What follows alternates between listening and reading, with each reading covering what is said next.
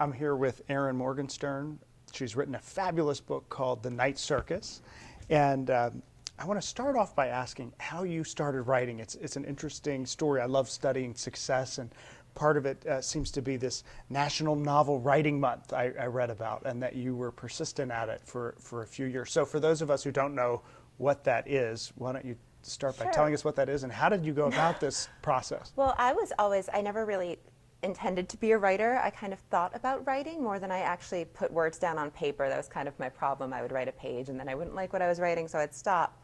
And National Novel Writing Month is an online-based challenge to write 50,000 words of original fiction in 30 days, which is a lot of words and not a lot of time, but it was great for someone like me who kind of put off writing in bulk and just didn't have time to critique myself, just kind of started at the beginning of the month and wrote and wrote and wrote, and it was a really great way for me to teach myself how to write, but I would never plan for it.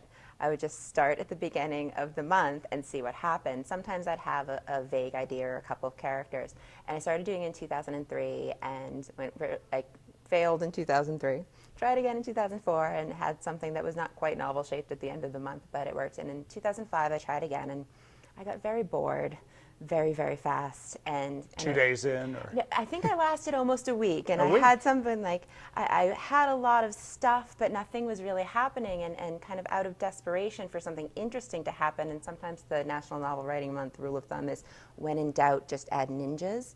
But I didn't really want to do ninjas. So I was like, what could be exciting? What could I do with these boring, boring people? So I sent them to the circus. And the circus was immediately so much more interesting than anything else that I had going. So I kind of abandoned those poor characters and just focused on the circus and tried to figure out this imaginary place that sort of popped into my mind in a moment of just, I needed something to happen. So I just explored it and excavated and tried to figure out who were the people who performed in it and who created it and where it came from. And that's where the entire book developed from. Well, you can tell I'm not a fan. I developed this from the tent itself, and actually for those who have the pop of red. That was very magical. There you go. But it's a fabulous book, and congratulations on the Alex Award. Thank you very much. I was so excited about that because it's not a YA novel, but I love YA and I love young adults in general and their books. But I think to have an honor for an adult market book that appeals to younger readers as well is kind of the best niche I think I could find myself appeals in. to everyone. Exactly. And it really does. It's terrific.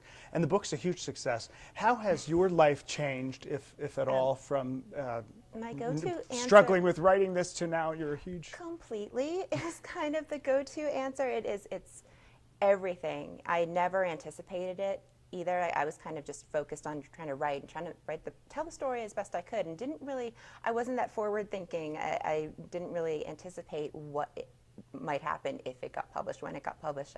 And to have this sort of response to it is still overwhelming, and I think that I keep waiting to get back down to whelmed, but I'm still at overwhelmed, and it doesn't seem like it's going to stop anytime soon.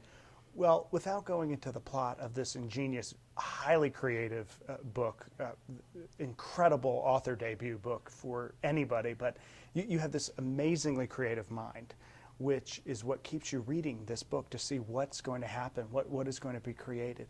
And I understand that your artistic side goes beyond simply writing to painting and other creative outlets. How does that influence you in terms of your time? Influences a lot. I'm a very visual person. I'm a painter. I'm normally call it mixed media art. I kind of do acrylic-based paintings, but get anything I can get to stick to them, I will add.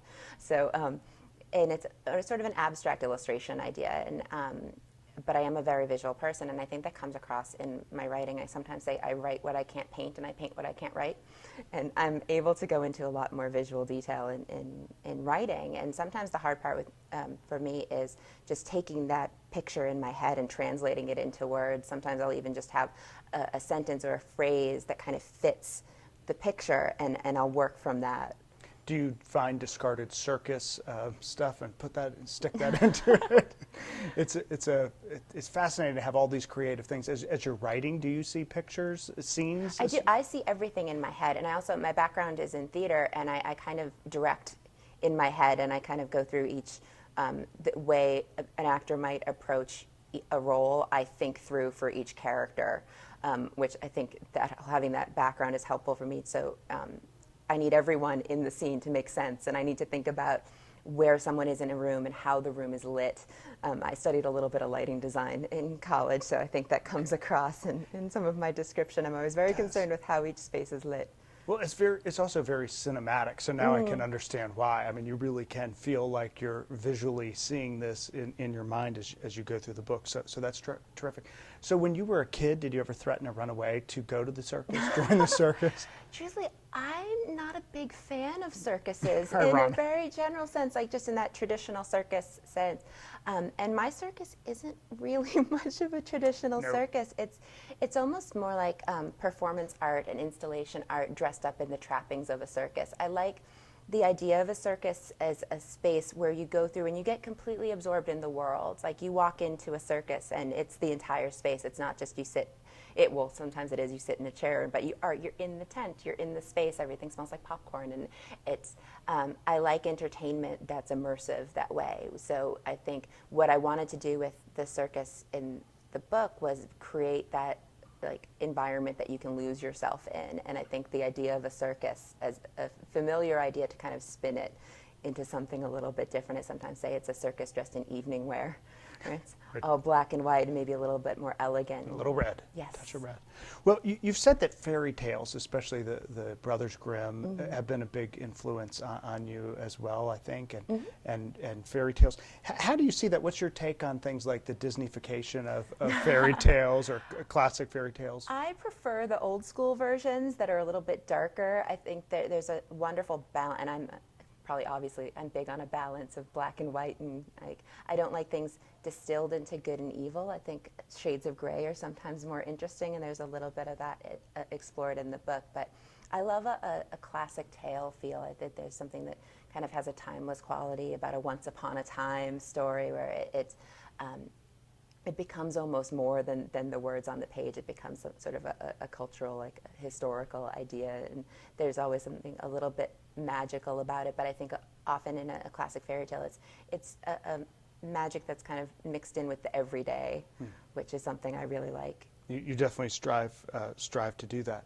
Who are some of your influences in terms of authors that you've read? As it's so your work is so unique. I was trying to think, well, who is it that's influencing you? I think it's hard to say like these are specific influences. I think in some way or another, everything I've ever read has probably influenced me. I think there's a lot of, again, going back to classic fairy tales and classic stories, I think there's a clear Shakespearean influence. Probably going back to the theater background, I have a lot of history with Shakespeare, and I'm very fond of it, and I think I wanted a little bit of a Shakespearean feel for this. And older story, like a Charles Dickens feel a little bit, and then getting a little more modern. There's a Roald Dahl edge, I think, in some places, and more modern stuff. The format of the book that I wanted to do in short chapters and vignettes is actually a little bit influenced by one of my very, very favorite books is Einstein's Dreams by Alan Lightman. That's in those beautiful little vignettes, and that's the kind of feel I wanted when I was just structuring the story. And I think the major modern influence is probably Jonathan Strange and Mr. Norrell by Susanna Clarke, which is again the like sort of wonderful like historical dueling magician sort of idea. It was definitely a big influence, and also Christopher Priest's The Prestige. Both the book and the film, which are both very different, but I love them both. With all of that, everyone wants to know: are you working on a second novel? I am working on a second novel when I have time, which is not a lot frequently, but I'm working on something completely different. It still has a sort of fantastical edge. It's in that stage where I am just still sort of exploring and trying to figure out what it wants to be, and it hasn't found its story shape yet, but it's probably best described as a film noir flavored Alice in Wonderland. So I'm playing in a little bit of a different time period. It's more fedoras and stockings with seams than corsets and top hats this time. Well, do you envision the whole story first and kind of outline it out, or does it just come to you as it does? I have, maybe it's both a blessing and a curse that complete worlds pop into my head, like, and there are people, there's architecture, it's kind of very expansive, and my problem is usually distilling it into a story because there's so much, and just trying to find how to best tell the story of the world that's in my head is the challenging part. What is going on in there There's right a now? lot. Very complex. It's kind of dizzying sometimes, but it's interesting, and I have a lot of fun with it, which I think is probably a good thing. Very important. Well, it's a terrific, terrific book. You're so creative. It's no wonder it's winning awards. It's every time we talk about it, people pick it up, and you want to tell 10 other people about it. And it's one of those types of books. So congratulations on it. It'll continue to do well. You'll have a lot of requests also to come back to the circus, I think. And yet this whole new world that you have is going to be exciting to see. So thanks so much for talking with us about it. It is the Night Circus, and it is fantastic. Thanks so much. Thank you.